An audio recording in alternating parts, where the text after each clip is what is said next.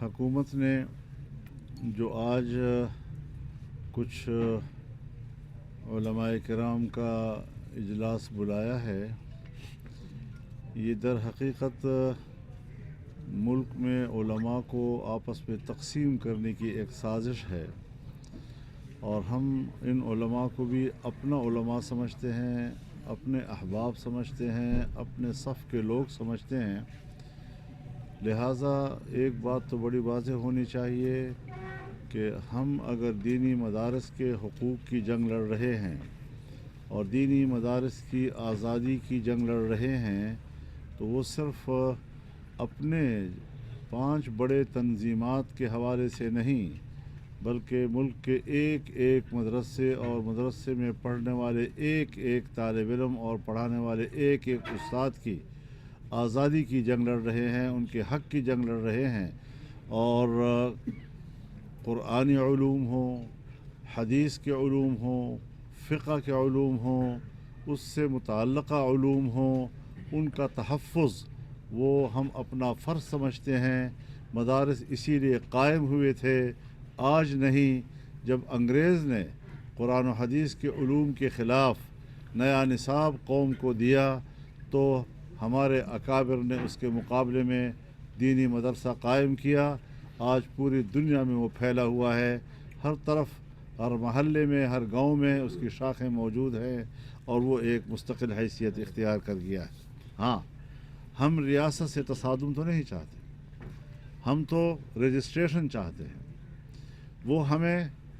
Registration سے دھکیل رہے ہیں، ہم رجسٹریشن کی طرف جانا چاہتے ہیں، اور اس کے لیے 2004 میں بھی ایک قانون سازی ہوئی تھی، اور آج جب 2018 کے بعد انہوں نے 2019 میں ایک نیا نظام ہمیں دینا چاہا، وہ محض ایک معاہدہ ہے، اور اس معاہدے کے بعد ایک ایگزیکٹو آرڈر کے تحت ایک ڈائریکٹریٹ جنرل قائم کیا گیا، اور ہمیں کہا گیا کہ 12 مراکز ہوں گے جہاں آپ رجسٹریشن کریں گے۔ وہ ایک ایگزیکٹو آرڈر تھا۔ آج جب اس الیکشن سے پہلے پی ڈی ایم کی حکومت تھی تو تمام پارٹیوں نے اس پر اتفاق رائے کیا، اور تمام جماعتوں نے اور حکومت نے اتفاق رائے کے ساتھ اس کو اسمبلی میں پیش کیا۔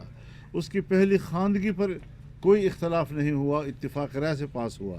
دوسری خواندگی میں اداروں نے مداخلت کر کے قانون سازی رکوائی۔ اب جب 26ویں ترمیم کا مرحلہ آیا، ان مذاکرات میں جہاں ہم نے 26ویں ترمیم پر مذاکرات کی 1 مہینہ، اور 56 کلازز سے ہم ان کو 34 کلازز سے دستبردار ہونے پر ہم نے ان کو آمادہ کیا، اور اس کے بعد ہم نے ان سے کہا کہ ایک بل ہمارا پہلے سے متفقہ موجود ہے، اس کو بھی پاس کیا جائے۔ تو اس سے ہماری ایجنسیاں بھی واقف تھیں، ہمارے ادارے بھی واقف تھے، زرداری صاحب خود اس میں فریق تھے جو اس پہ متفق ہو گئے تھے، میاں نواز شریف صاحب اور شہباز شریف صاحب دونوں متفق ہو گئے تھے، پارلیمنٹ کے اندر کی تمام پارٹیاں اس پہ متفق ہو گئی تھیں، اور وہ بل پیش ہوا اور سینٹ نے پاس کیا، قومی اسمبلی نے پاس کیا۔ اگر بل پر صدر دستخط کر سکتا ہے اور اگر دوسرے ایکٹس پر وہ دستخط کر سکتا ہے، تو پھر متفقہ اس دینی مدرسے کے اس قانون پر کیوں دستخط نہیں کر سکتا اور اعتراضات کے ساتھ کیوں بھیجا گیا ہے؟ آج نیا شوشہ چھوڑ دیا گیا ہے کہ یہ تو پہلے وزارت تعلیم کے ساتھ وابستہ تھے۔ ہم بتانا چاہتے ہیں اس ڈرافٹ کے اندر جو اسمبلی نے پاس کیا، پارلیمنٹ نے پاس کیا، اس کے اندر ہم نے مکمل طور پر آزادی دی ہوئی ہے تمام مدارس کو کہ وہ کسی بھی وفاق کے ساتھ الحاق کرنا چاہیں، چاہے وہ 1860 کی سوسائٹی ایکٹ کے تحت رجسٹر ہونا چاہیں، اور چاہے وہ وزارت تعلیم کے تحت یعنی ان کے ساتھ منسلک ہونا چاہیں۔ ہم نے کوئی اعتراض نہیں کیا، دونوں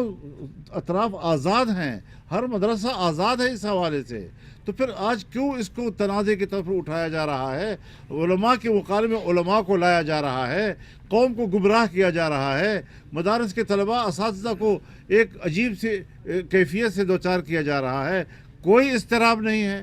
کوئی پریشانی نہیں ہے، کوئی اختلاف رائے نہیں ہے، متفقہ ایک ڈرافٹ ہے، سب کا اس پر اتفاق رائے ہے، نئے شیش نہ چھوڑے جائیں، اور ہم آج گزشتہ رات کو اپنی کانفرنس میں ایک حتمی اعلان کرنے کی طرف جا رہے تھے، لیکن صدر وفاق اور اتحاد تنظیمات